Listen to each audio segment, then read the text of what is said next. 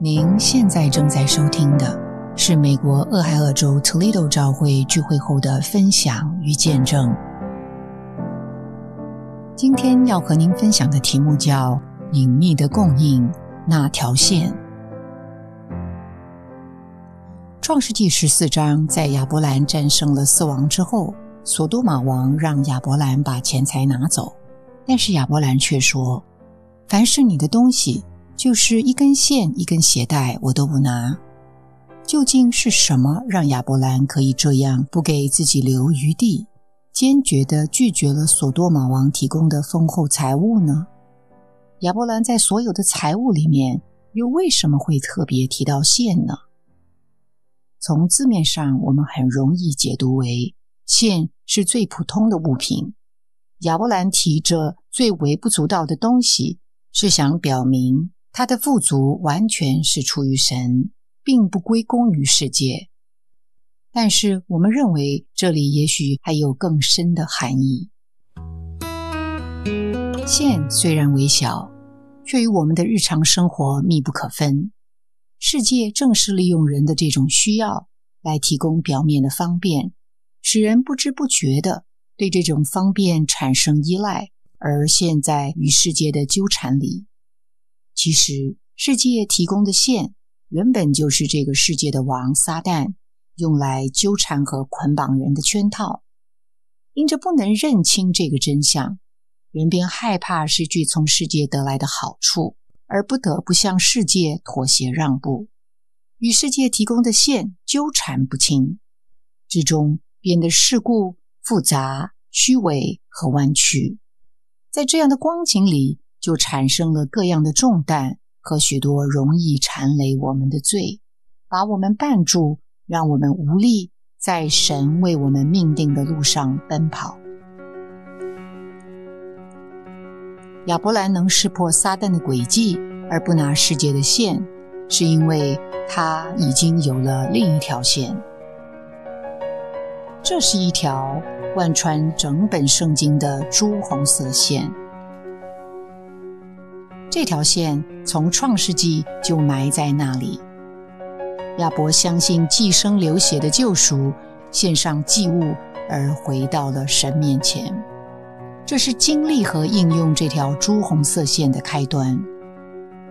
对于亚伯兰而言，他的蒙召是他得着并且连于这条线的开始。从此，这条神所赐的线救赎他，光照他，赦免他，坚定他，供应他，扶持他，使他脱罪，又赐给他生命，使他有力量奔跑，也使他有能力拒绝。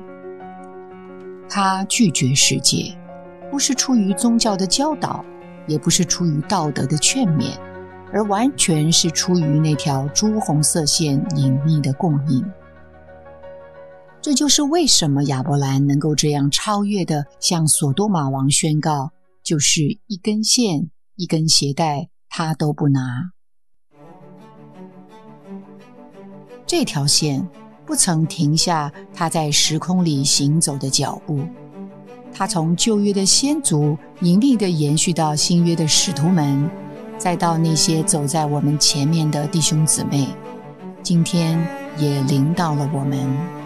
借着我们的信，我们也与这些历世历代的先祖们相连结，成为这条线的延续。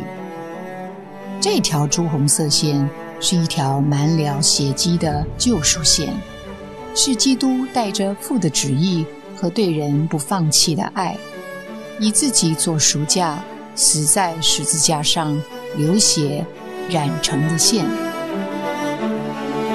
这也是一条复活生命的释放线。这条线使一切相信他的人蒙救赎，得生命，得拯救。对所有认识并经历这隐藏而亲密供应的人来说，这条朱红色线是坚定信实的，是永远长新的。它不朽坏，不衰残，满了复活，满了生命，正直不弯曲。它无可比拟，也无可替代。原来主赐给我们的是这样一条线，为着那些历世历代行走在这条朱红色线上的许多见证人，我们感恩。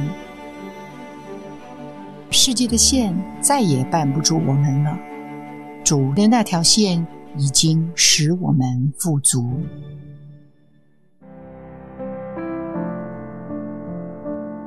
感谢您的收听，希望您能从今天的信息中得到亮光和启示。